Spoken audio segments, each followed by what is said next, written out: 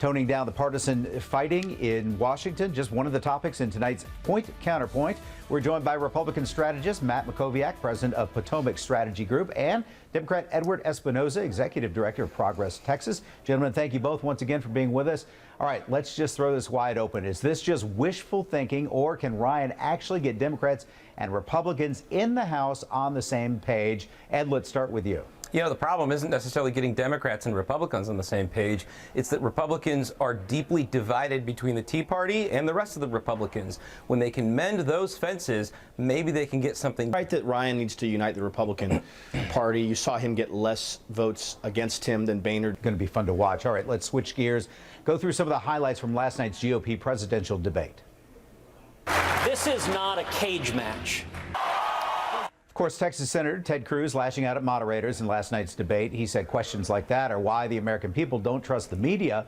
But if you look at the last few years, it doesn't seem the public trusts Congress either.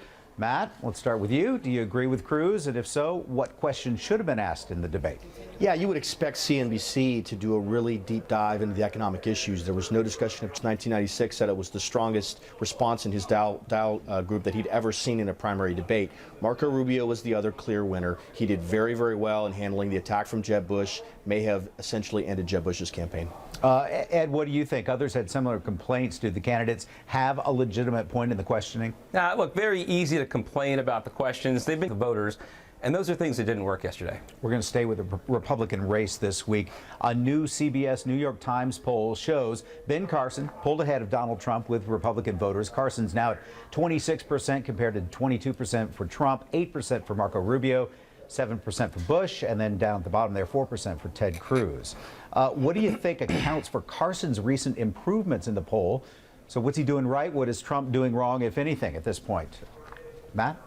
Yeah, Cruz is by far the best Carson is by far the best light candidate in our field. He needs to add to it. But again, the winners last night were Rubio and Cruz. You're going to see them, I think, consolidate support within the establishment and conservative brackets, respectively. Ed, wrap us up. I have no idea what's happening in this Republican primary, but I know that people love Rubio, which is pretty funny because he's a first-term senator talking about hope and change. I love it.